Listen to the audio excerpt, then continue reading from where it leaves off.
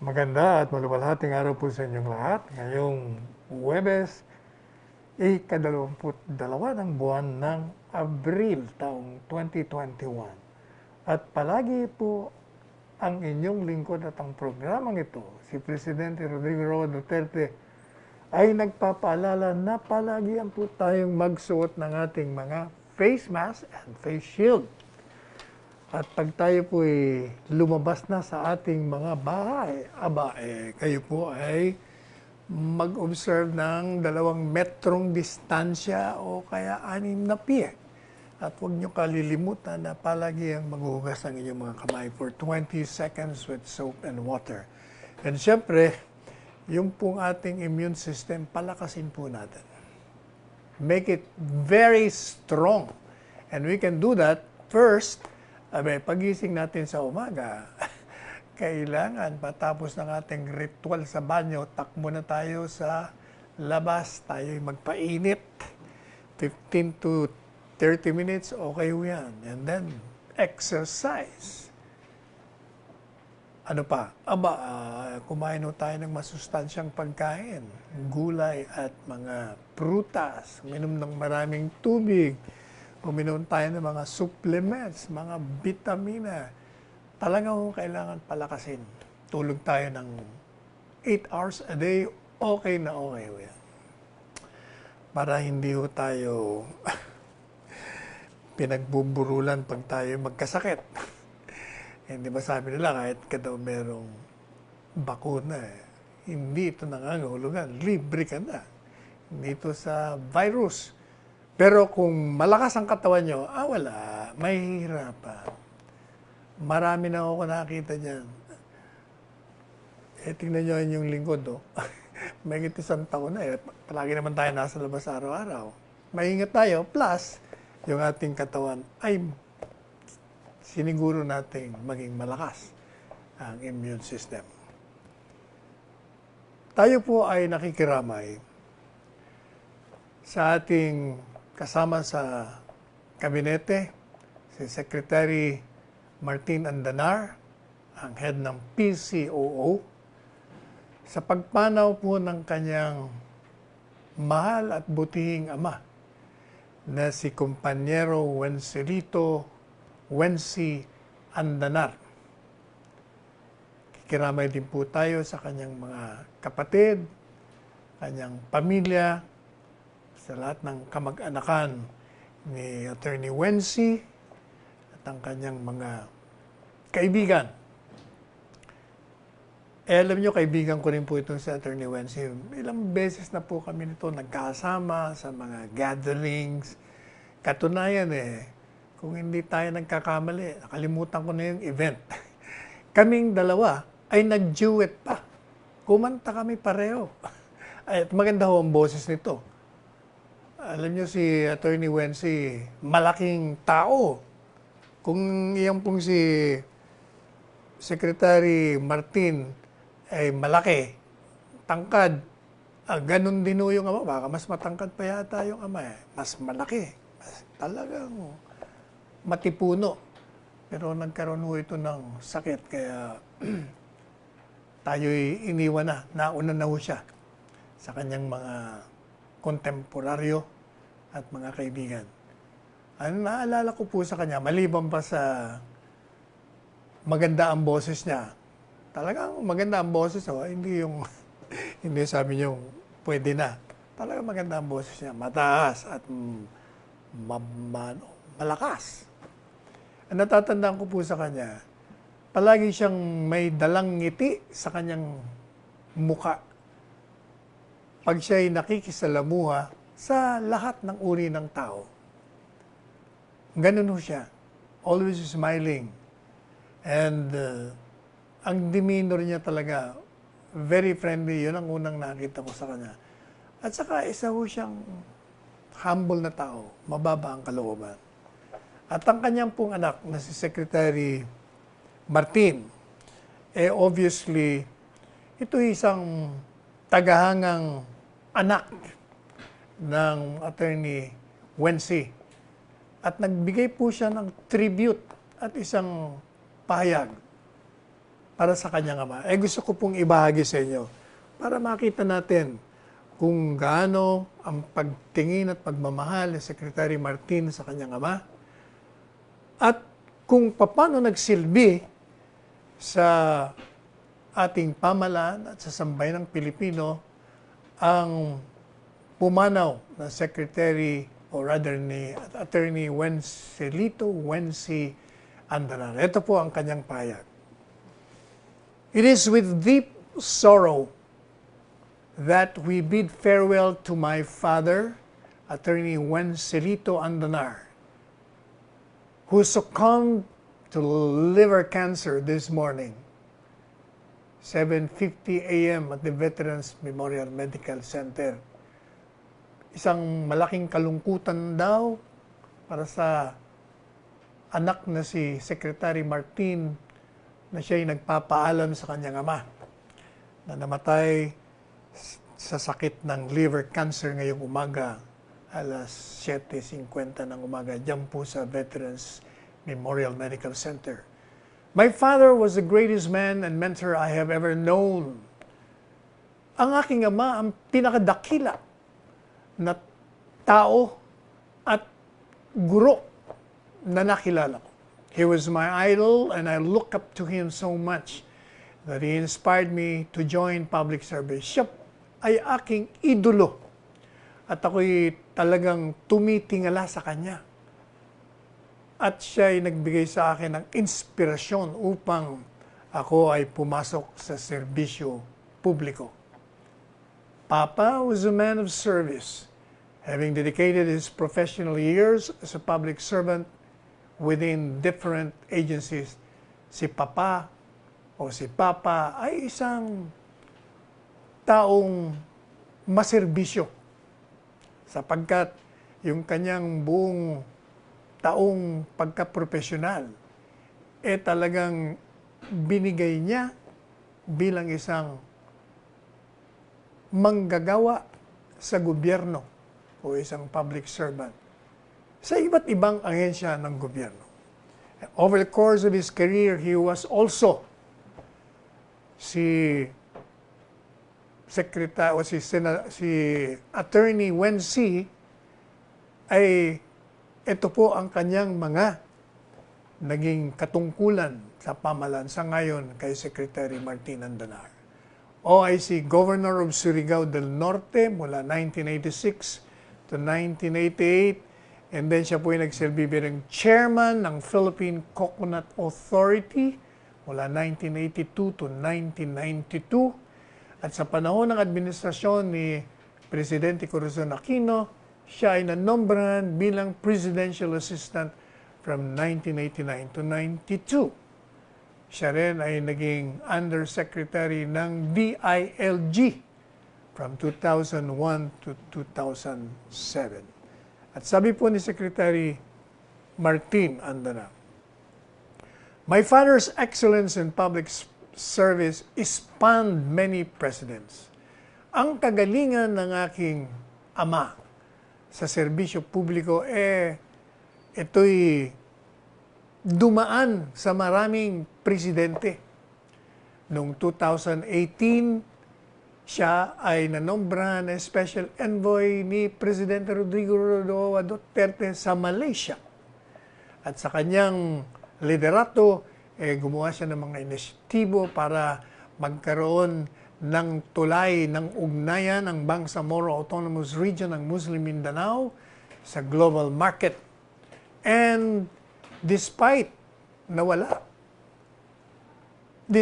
pandemic, kahit na raw po nasa gitna ng pandemya, ang kanyang ama was able to continue to work with Malaysian government and assist in the repatriation efforts for overseas Filipinos. Siya po ay tumulong sa gobyerno ng Malaysia at inalalayan yung pong pagbabalik ng ating mga OFWs sa Pilipinas. At ang sabi po ni Secretary Martin, I know I speak for many when I say that we have lost not just a remarkable civil servant, but a pillar in our lives. Alam ko na pag ako'y nagsabi na tayo'y nawalan ng hindi lamang isang magaling na civil service, servant, kung hindi isang haligi sa ating mga buhay. At maaring wala na siya sa atin, he may no longer be with us, but his deeds and his legacy will continue to live in our hearts. Subalit ang kanyang mga ginawa bilang isang public servant at ang kanyang mga iniwanan na legasiya ay patuloy na mabubuhay sa ating mga puso. Paalam, Papa. Farewell, my father.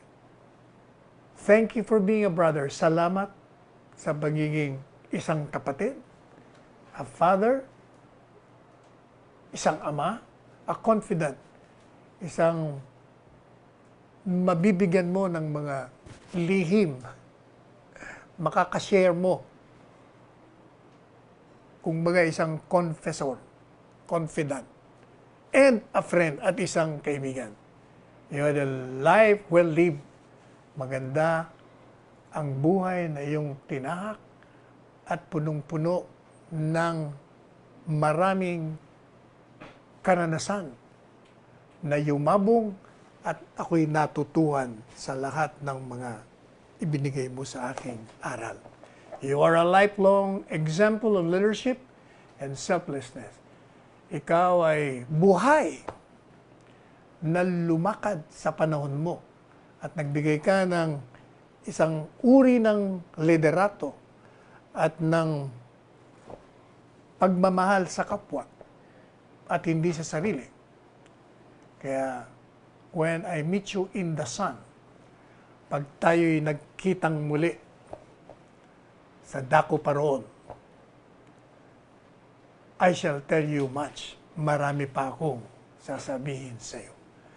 Yan po ang pahayag ng isang nagmamahal at kumikilala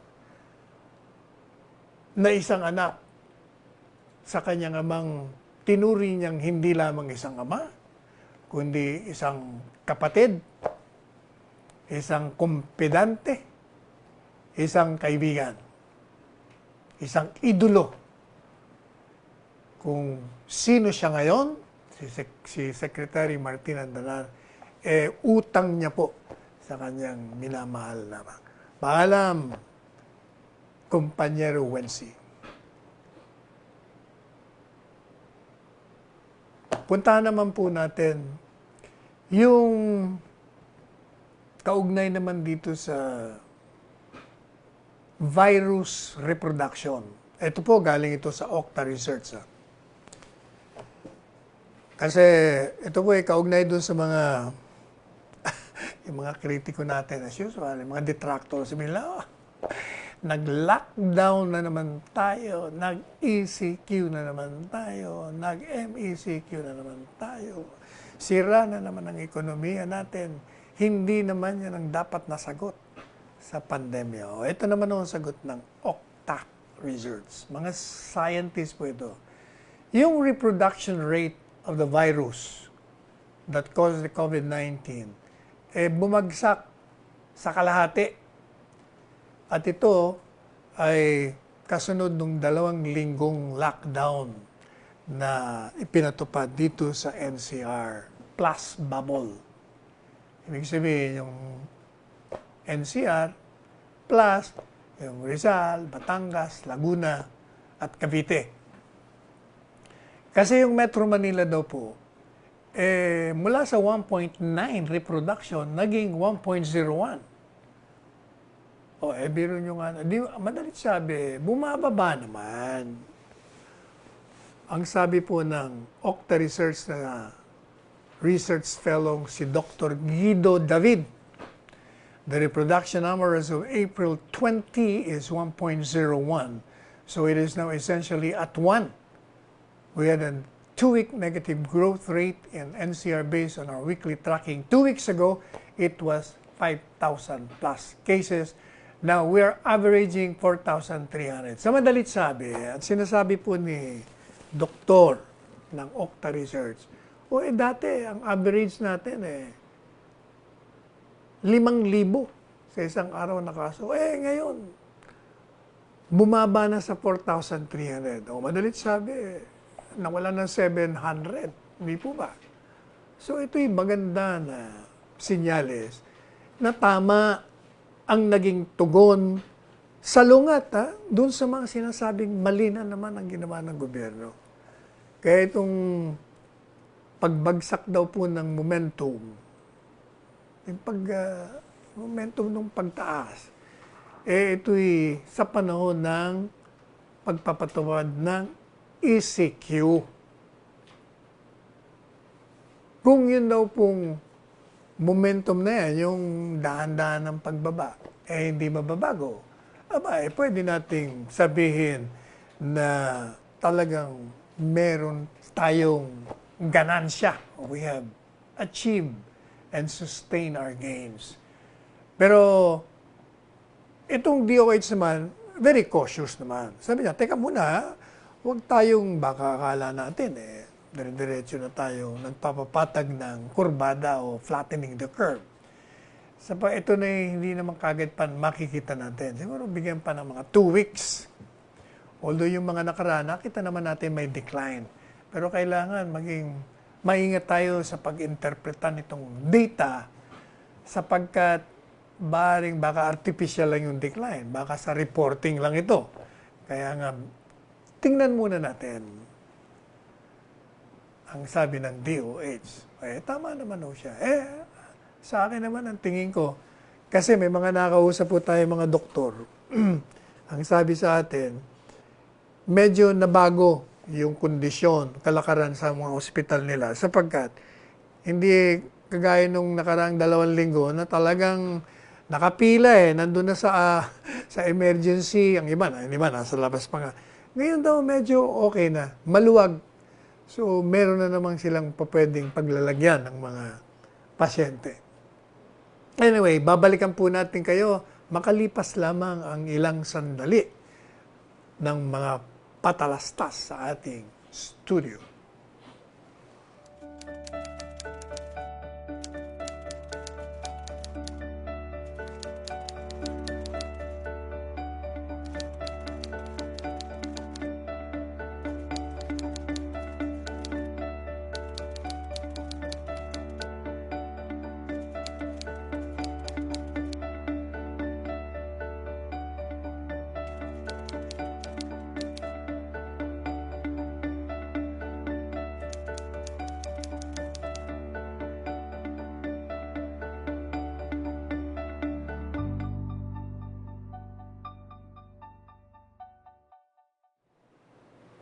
Puntahan po natin yung mga binigkas ni Presidente Rodrigo Roa Duterte noong Miyerkules.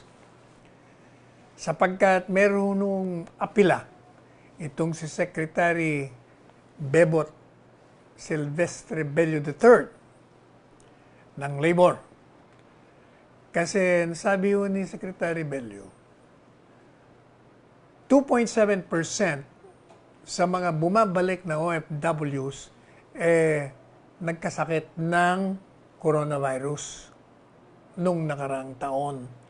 Bago sila ay ni-require na manatili dyan sa pagdating nila rito sa Pilipinas, sa airport at pupunta sa quarantine facility ng 14 na araw.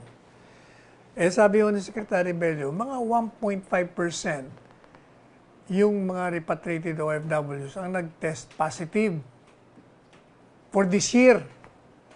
So, madalit sabi, mas mababa, 1.5 yung last year, 2.7. Kaya, ang sabi po ni Secretary Bello during the televised address ni Presidente kung saan nandun yung mga ilang miyembro ng kabinete,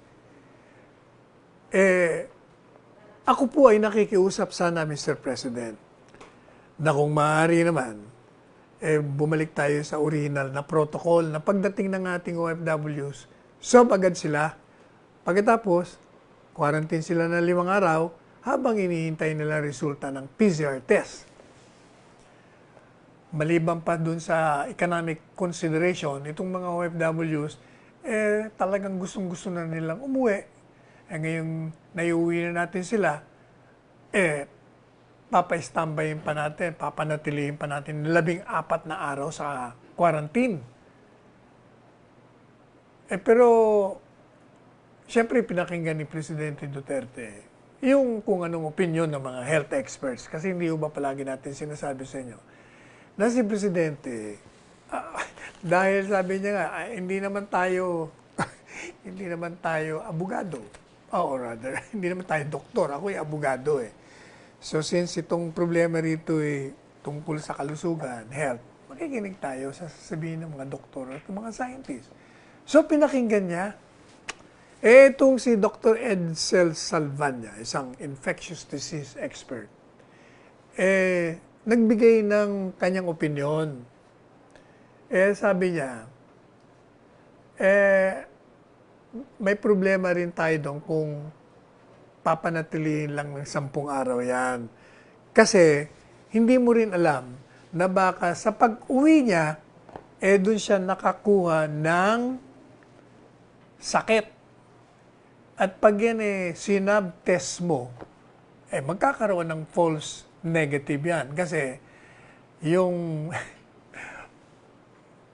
gestation o yung pagkabuhay ng virus sa loob ng katawan natin bago lumabas yung mga sintomas na may sakit ka, abuti ng mga 4 hanggang 5 araw. Saka ka, pag tines ka, saka lalabas. Sabi ni Dr. Silvania, mga 40% ng tao could test positive on the 7th day of infection.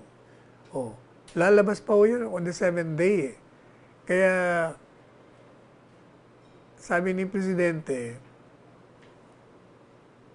medyo, teka muna, sabi niya, hindi ko yata ikukompromiso ang kalusugan nitong mga OFWs, itong mga kababayan natin.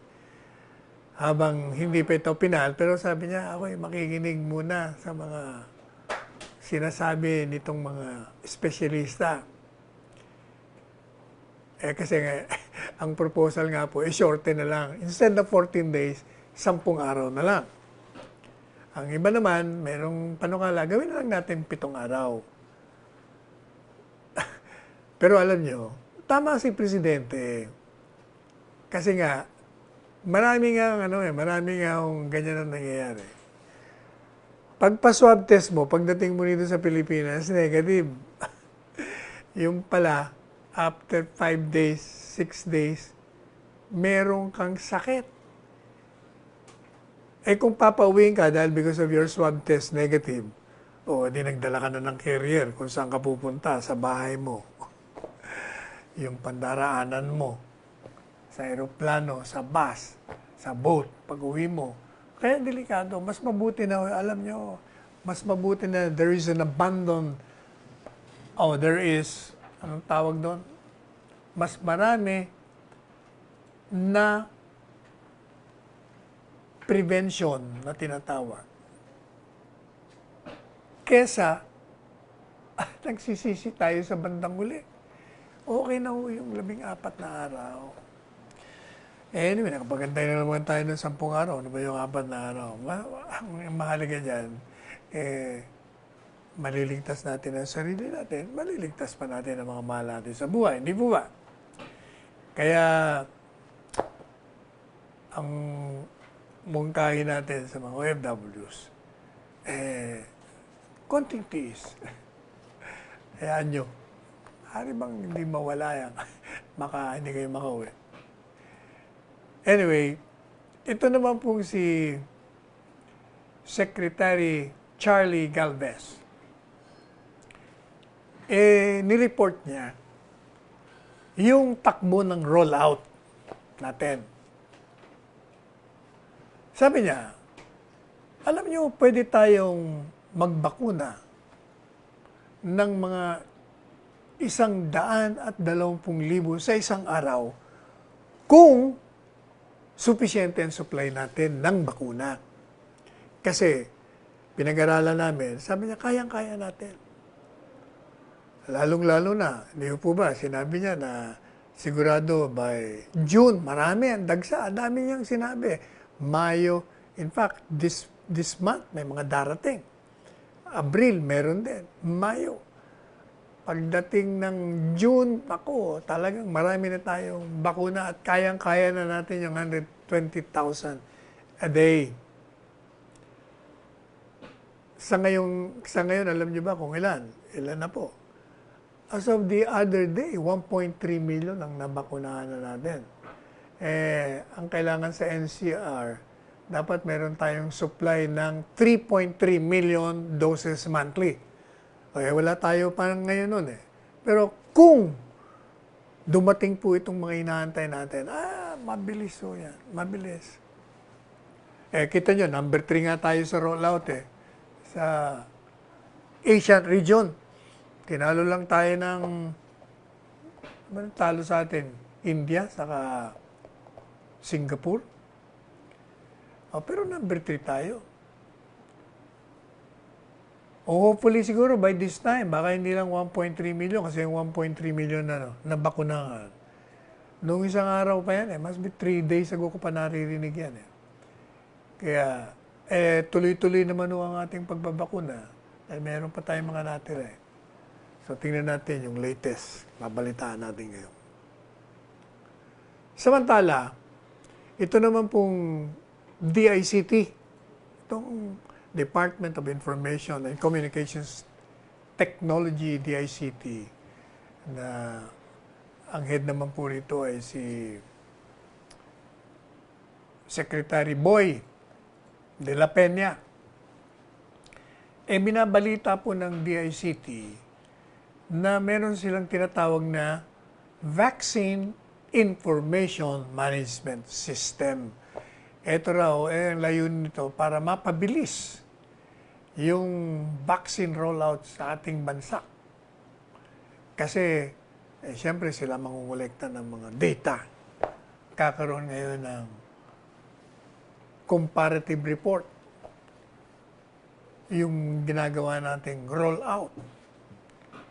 Dito, at kung ikukumpara mo ito doon sa ibang bansa sa Southeast Asia, sa ngayon kasi, ito pong DICT, talagang sila ay nagkikipag-ugnayan dito sa mga LGU, sa mga private sectors, sa organizations, individuals, upang gumagamit itong VIMS to its maximum capacity.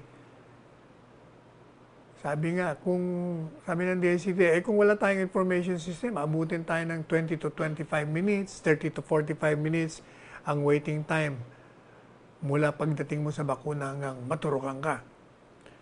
Pero with VIMS, we will be able to vaccinate within 5 minutes. Hindi po ba? So far naman, yung mga kaibigan natin na bakunahan, makakwento sa akin, ang bilis na. Lalo na dyan daw sa Taguig at mga ibang parte pa.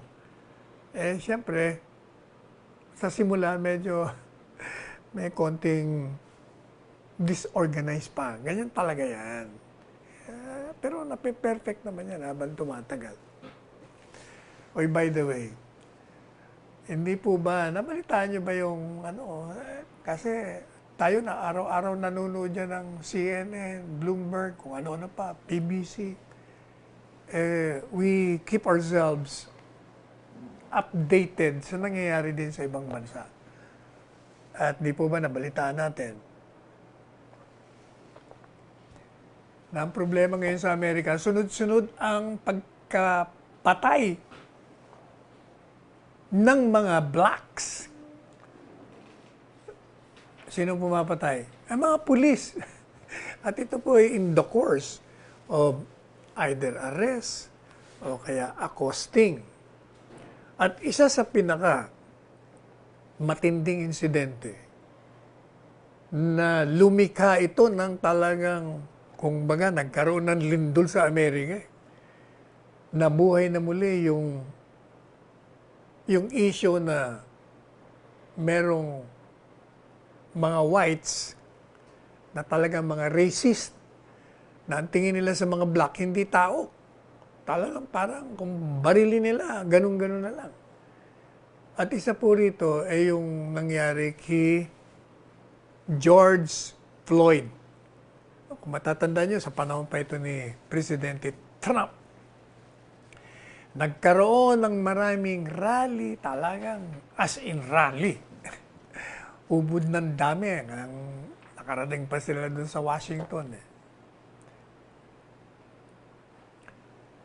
Madalit sabi, yung pong mga pulis na nasangkot dito, nadimanda. Kasi, ito pong si George Floyd, ito yung inaresto nila dahil, ito nga ang ano rito nga, very ironic and tragic at the same time. Sapagkat, biro mo napatay ho siya dahil lang sa isang krimen o supposed to be a crime. Hindi na nga natin alam kung alam niya. Kasi kung alam niya yung ginawa niya na mali, dapat wala na siya dun sa lugar. Meron ho siyang binili. Nakalimutan natin kung anong binili niya. Basta ginamit niya $20. Yung pala yung $20, counterfeit, fake. Pero nandun lang naman siya sa kotse. Ibig sabihin, siguro hindi niya alam. But anyway, nagsumbong yung may-ari ng binila niya. Dumating yung mga pulis. So he was accosted. Ayun. Hindi naman siya lumalaban. Sumusunod naman siya. Pero pagkatapos siyang ma-cuff, mapusasan, talagang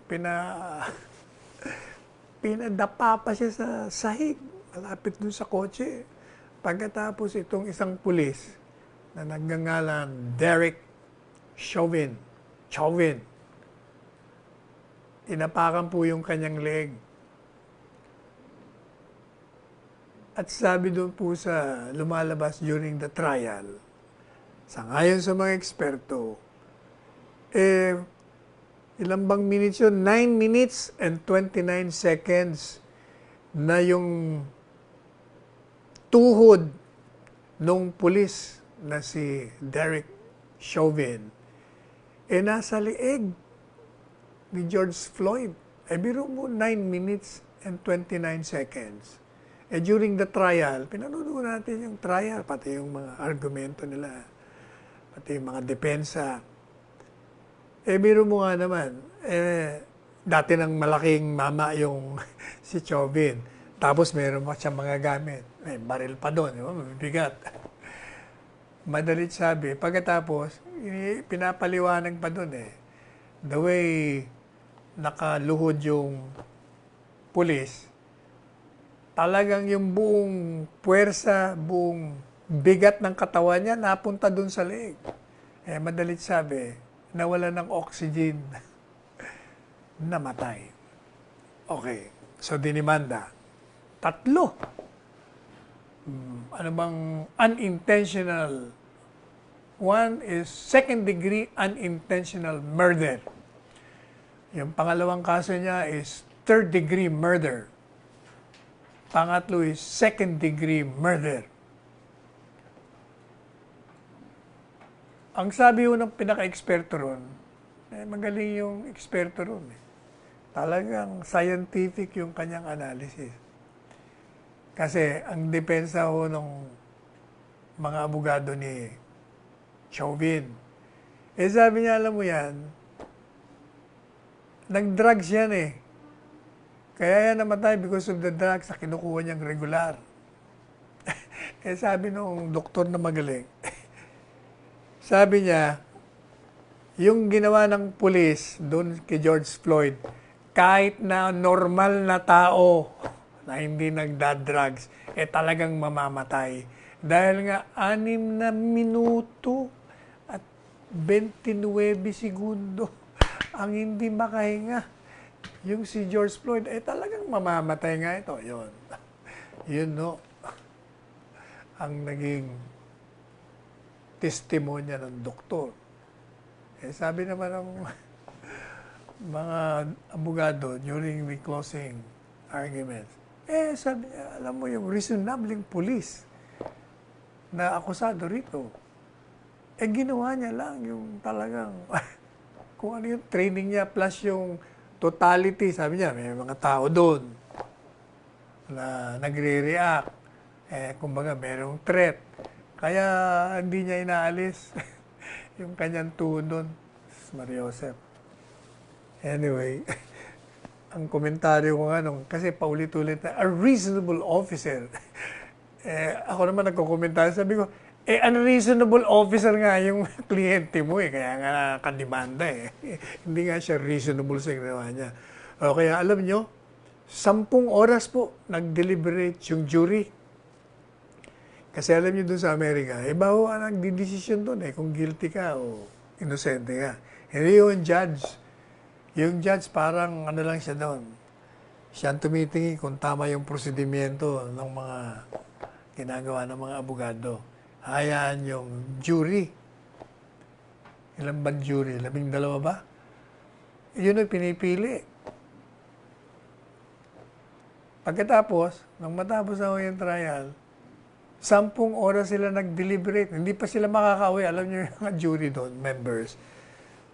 At lahat ng Amerikano, they are required to be member of a jury. Kung makapasa ka, kasi meron nga akong process Hindi ka pa uuwiin.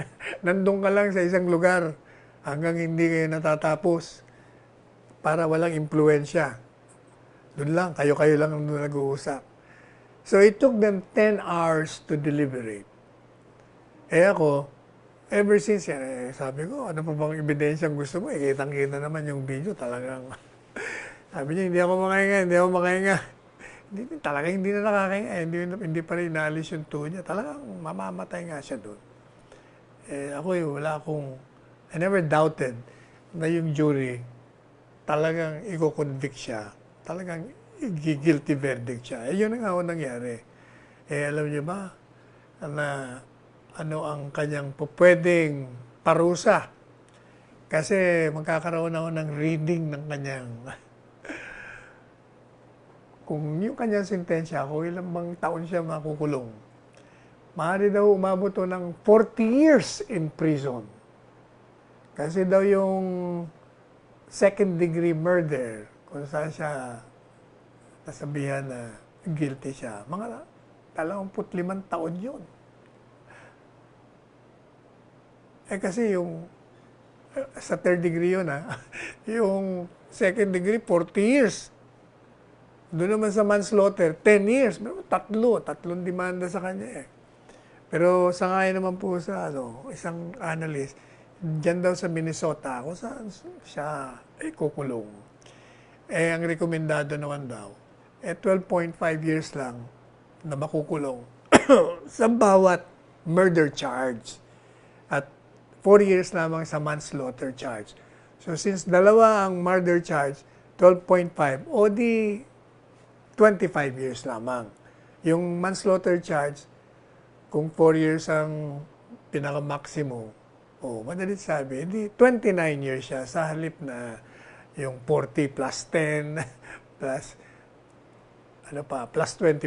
Biro mo 40 plus 25, o di ano na yon 60, 65 plus 10, biro mo 75 years ka sana makukulong kung sa ibang estado.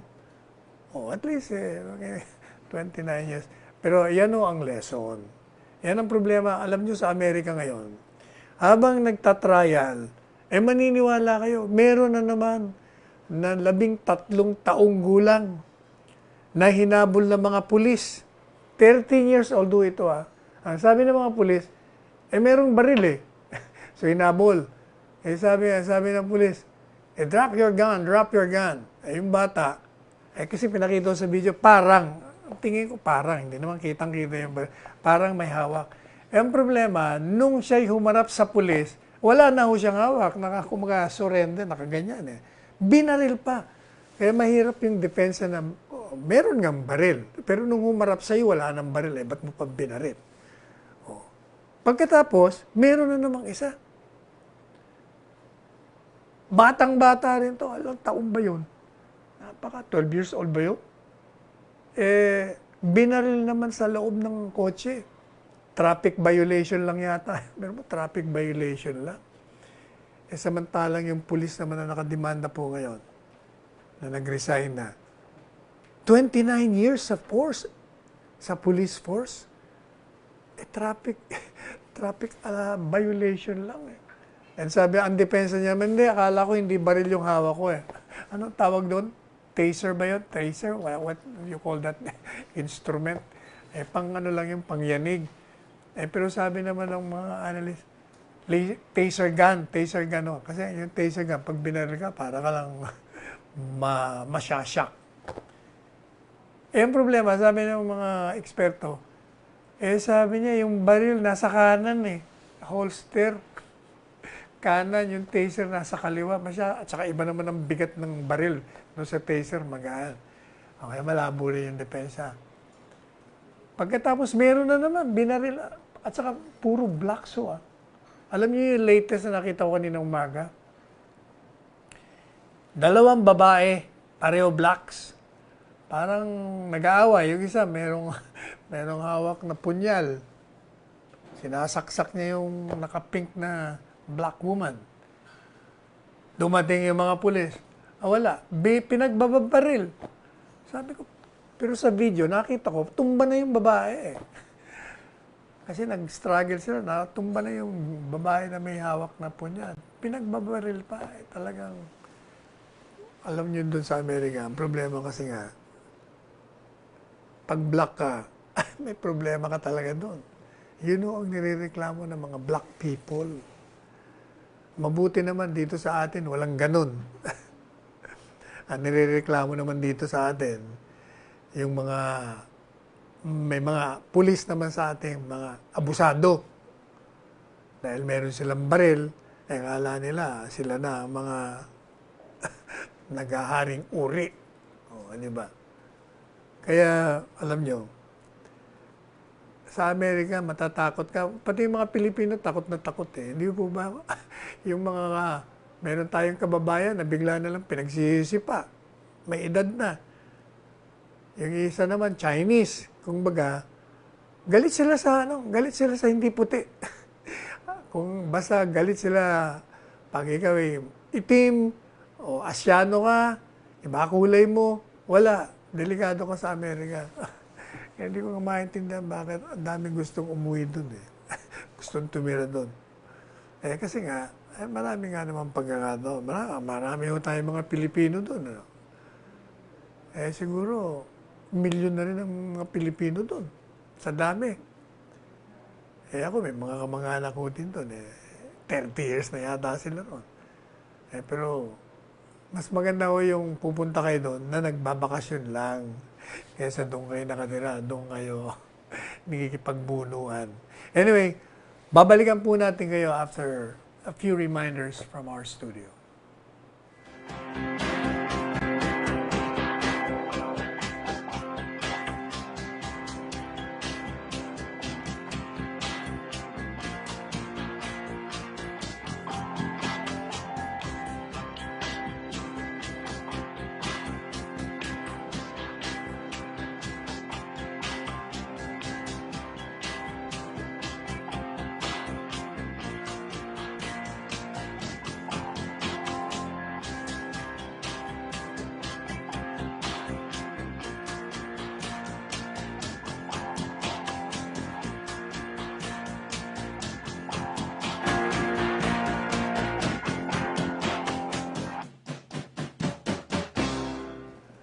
Puntahan naman po natin yung kaugnay pa ito dun sa Wednesday televised address.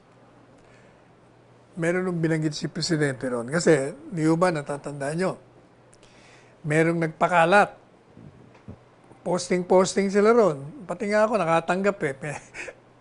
Sinisend sa atin na meron daw grupo ng mga militar, Bible group di amano, kung ano-anong grupo ito raw binubuo ng mga active military, active na sundalo, opisyal, mga retired, at ito daw kagalit dahil daw sa posisyon ni Presidente na pinapabayaan dyan sa West Philippine Sea, ang kasarinlan ng ating bansa.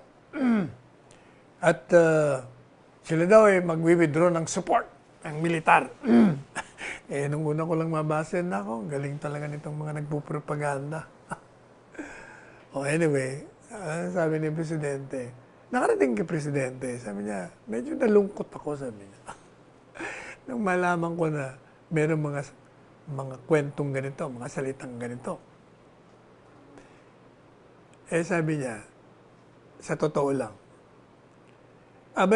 ako, pwede tayong mag-step down, bumaba sa pwesto kung wala akong suporta sa military. Alam po ninyo, ako ay testigo dyan. Kasi sa kabinete, palagi niyang sinasabihan, yung mga military members, mga cabinet members na mga galing sa militar, sabi niya, magkuna kayo. Sabihin niyo, kung ayaw, kayo na lang magpatakbo. At ako uwi na lang ako sa Davao. Si Presidente o gano'n Talagang apaka-prangkang tao. Hindi siya interesado. Kung ayaw niyo, diwag. Ganun siya Kaya sabi niya, kaya nagkaroon ng command conference, inulit niya na naman. Ilang beses niya na inuulit yan Lagi ko na naririnig yun. One time, I was also present in a command conference. Yun din ang sinasabi niya. Kaya sabi niya, ako'y nandito, I'm here because ang pagkakaalam ko, maaari akong makatulong sa bansa, sa Pilipinas, sa ating bayan. Pero, kung hindi tayo magkakasundo sa pagserbisyo sa taong bayan, kung dito hindi na tayo magkasundo, lalong sa malalaking bagay hindi tayo magkakasundo, bakit pa ako narito? Di kayo na lang. Kasi meron daw pong binigay si Secretary of Defense Lorenzana, Secretary of Defense, Delfin Lorenzana, ng isang dokumento na punong-puno daw ng kabalustugan. Siguro, yung dokumentong yun, merong isang retiradong general, kung sino man siya, siguro nagpapahayag ng kanyang, he's adapting yung mga punto nila, Justice Antonio Carpio, saka yung mga kritiko, mga detractors. Kung baga, he was in expressing his opinion, lumilika siya ng intriga laban sa gobyerno at nagtatanim siya ng discord dyan sa kanyang dating pinagtatrabahuan sa militar. Talaga namang kabalustugan kasi alam po ninyo, kahit anong sabihin ng mga kumukontra kay Presidente Duterte, marami yung mga sinasabi. Duwag daw siya. Kowtowing daw siya. Madalit sabi, nagde-defer dito sa China.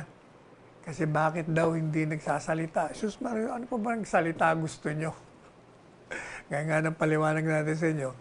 Kung yung kanya mga alter ego, Defense Secretary, Secretary ng Foreign Affairs, nagsalita na kontra, yun ang posisyon niya. Unless, nasasabihin niya, hindi. Eto. Apart from that, meron na akong posisyon si Presidente, mulat sa pool, pareho lang naman ang sinasabi niya. Yung arbitral ruling, walang makakapabago dyan. Hindi po pwede na anumang bansa ang pumasok sa teritoryo natin nang wala tayong pahintulot. At ayaw din natin na yung meron tayong exclusive economic zone right, pakikialaman o hahadlangan tayo o makiki-share sa atin. Ayaw din natin yun. Kaya lang, sabi niya, yan namang ruling natin, talagang walang gustong magpatupad. Tayo, hindi natin kayang lusubin natin yan kasi giyera, wala tayong laban. So, bakit natin isusong sa panganib yung mga kababayan natin. Itong sinasabi ho ng mga kritiko, hindi, humingi tayo ng mga tulong, suporta sa ibang bansa. Wala rin nga silang magawa, hindi ba? Kung buong United Nations, hindi mapatupad yung pangiilang bansa. Madalit sabi, tayo ho ay nagpuprotesta sang-ayon sa tinatakda ng international law. If you're against a particular act of one country against yours, then you protest. At yun ang ginagawa ng ating bansa. Protesta tayo ng protesta, di ba? Pagkatapos, meron namang medium o daan para pag-usapan natin kung anong hindi natin pagkasunduan. At yun ang tinatawag na diplomatic table. O doon tayo. Meanwhile, sabi ni Presidente, habang hindi tayo nagkakasundo niyan, magkasundo kaya tayo sa ibang mga aspeto, cultural, di ba? Sharing of intelligence, yung paglalaban natin sa illegal na droga, sa terorismo, yung kalakalan, baka tayo magkasundo doon. Maraming bagay na pwede tayong pagkasunduan. Kaya dito muna tayo. Iyan, pag-usapan natin diplomatically. Ayun. Ito naman mga kritiko. Kaya nitong si Ana Marie Pamintuan, no? Ano rin to? Sinasabi nito, alam mo, hindi ko maintindihan sa inyo. Kaya nagpapapaniwala kayong mga kritiko, yung mga kolumnista, mga senador, nagpapapaniwala kayo pag may nabasa kayo sa social media, kagat naman kagad kayo. Hindi muna yan. Kagaya kanina. Ito. Buti naalala ko. Pinagsabihan ko si Karen Davila sa pamamagitan ng text. Kasi ang pinag-uusapan ko kanina, bisita niya si Attorney Shell Chokno. Nagtatanong siya tungkol dito sa community pantry. At ito naman, for the first time, alam nyo, wala akong believe dito kay Atty. Jokno. Pag ito ini-interview, marami itong mga kalokohan, mga pasaring, kung ano-anong intriga. Pero this time, sabi ko, iyan, ganyan dapat ang mga sagot na bilang abogado, yun ang tama naman yung sinasabi. Malumanay siya. Wala siyang intriga kanina. Ang nangiintriga, ito si Karen Davila, Sus Mariosep. Kaya pinagsabihan ko kasi, sabi ko kasi ng Jokno, kasi in agreement tayo, ang programa natin, sabi natin, yung pantry, community pantry, okay yan, na inisyatibo ng mamamayan, na tumutulong sa gobyerno. At di ba sinabi ko nga po sa inyo, yung community pantry, that is a response sa panawagan ni Presidente, ni Senador Bongo, ng programang ito, at ng maraming tao na ang hinihingi, magtulungan tayo. Sa halip na magbangayan tayo, magtulungan na lang tayo. At itong isang mamamayan nga, siguro naisip niya, na o nga, makagawa nga ako ng community pantry, kung saan mangangalap siya on her own, at saka sa tulong ng mga ibang gustong mag-donate, at ilagay sa isang lugar, at sabihin sa tao, yung may gusto sa inyong mag-donate, donate kayo. Kung anong kaya nyo lang. Yun namang mga nangangailangan, di punta kayo rito, kumuha kayo. Yung sapat sa inyong pangangailangan. So, madalit sabi, maganda.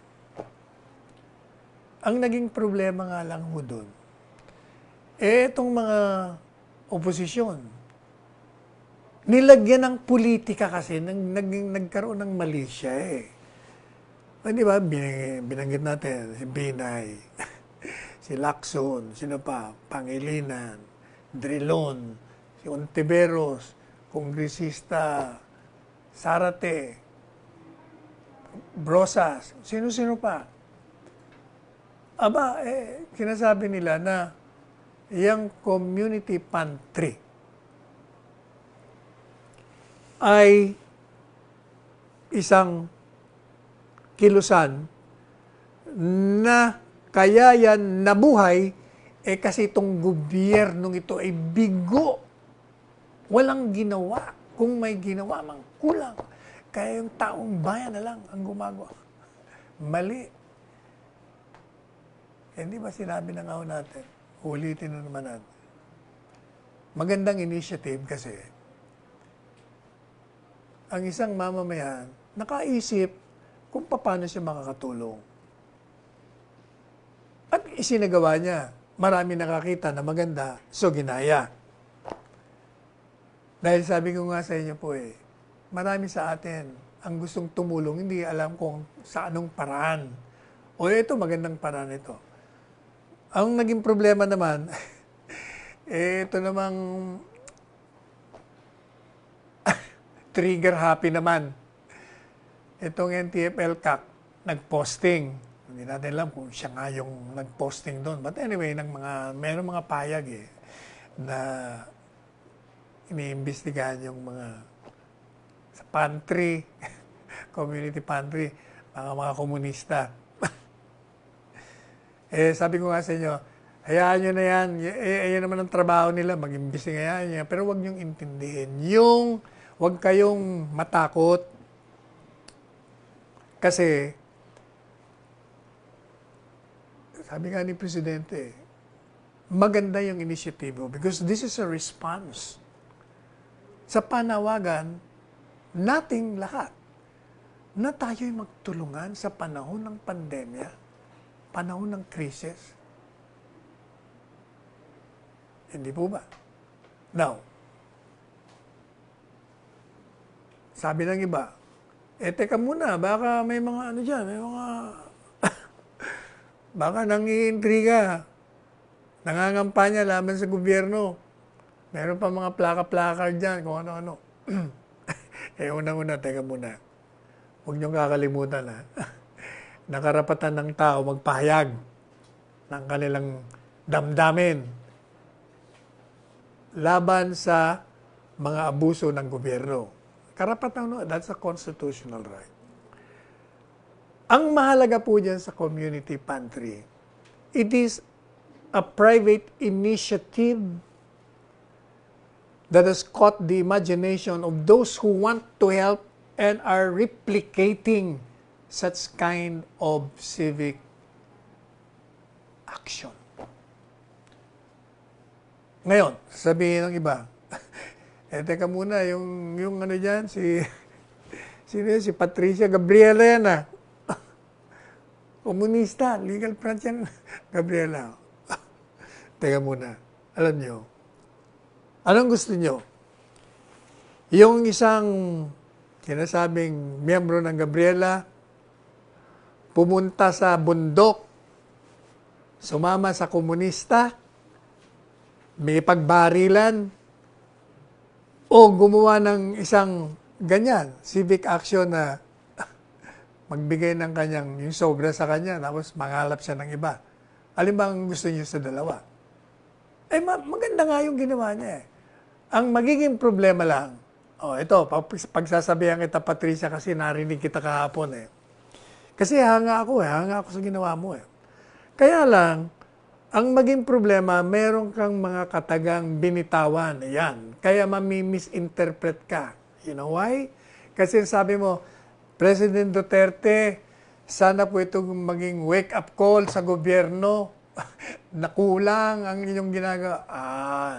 Binigyan mo ng kulay tuloy Dapat hindi mo na sinabi yon. Kasi nga, ang una mong sinabi, ako po gusto ko lang talagang tumulong.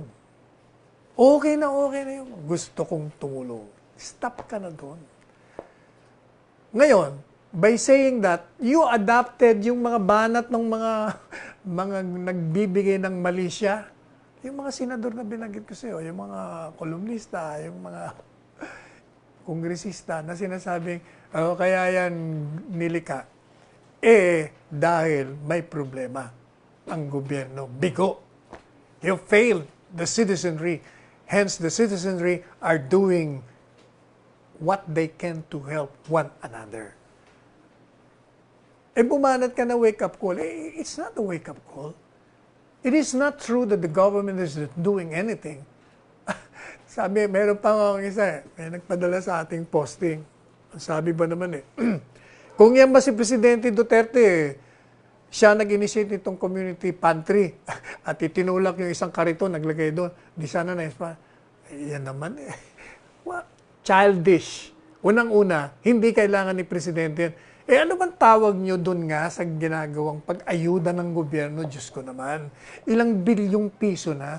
Kaya in fact, yung mga nandiyan sa Senado, kasama nga kayo dyan Sa Bayanihan 1 and 2, precisely, yun ang response ng government sa pangangailangan ng tao. Now, sasabihin nyo, kasi kulang. Kung kulang, di dagdagan natin. Exactly, hindi ba yan ang sabi ko sa inyo? Yung mga senador na nagre-reklamo doon sa kulang 1,000, bakit di mo nyo dagdagan? Kumuha kayo sa mga sahod nyo. Yun ang ginawa initially ni Patricia. Na on her own, gumawa siya. Di ba? Na nakita naman ng magagandang mga kalooban ng okay yan O kaya, dumami. Pero, wag ho natin lagyan ng politika kasi masisira tayo dyan. Hayaan nyo na. Gaya nga na sinabi ko sa inyo. Komunista daw. Ano bang gusto nyo? Itong komunista pumunta sa bundok, makipaglaban, o magbigay ng ayuda. Di ba? Kaya nga, welcome sa atin yan. Kaya kayong mga grupo, kung ano mang grupo kayo, huwag nyong lagyan ng politika. At yung mga iba naman, kung ang trabaho nyo, tingnan kung merong gagamit na, kayo naman maging discreet naman kayo. Gawin nyo yung trabaho nyo, pero wag na kayong lumikha pa ng kung anong tensyon. Hayaan nyo na maganda na nga talaga kayo. Kailangan maging malumanay tayong lahat. Hindi ba sinasabi nga natin, let us love one another. Ito yung pinaka-esensya ng Kristyanismo. The essence of what love is all about. Help one another. Be a brother's keeper.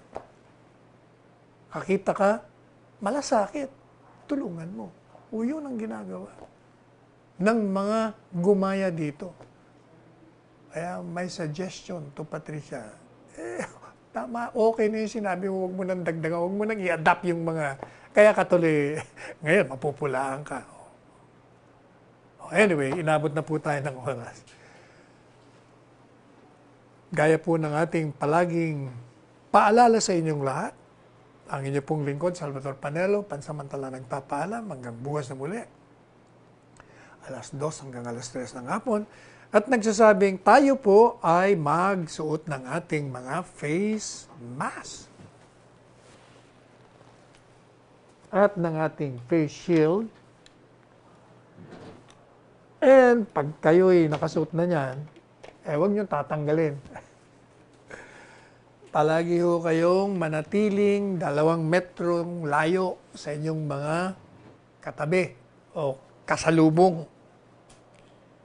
At palagi kayong maghuhugas ng inyong mga kamay ng 20 segundo with soap and water. At iiwas po kayo sa mga crowds, mga umpukan. And most of all, yun ang tinatawag nating prevention. Ang napakahalaga talaga ang prevention. Let us strengthen our immune system. Palakasin po natin ang ating mga katawan. Maging malusog tayo. Tayo ay matulog ng at least 8 hours. Mag-ehersisyo tayo. Magpaligo tayo ng sunlight o araw for at least 15 to 30 minutes. Vitamin D. Kumain tayo ng mga masustansya lamang. Vegetables, prutas. Uminom ng maraming tubig. Uminom kayo ng mga vitamina, whatever vitamins you want. Ang dami dyan. Alphabet vitamins yan And syempre, ito naman kung okay lang naman sa inyo.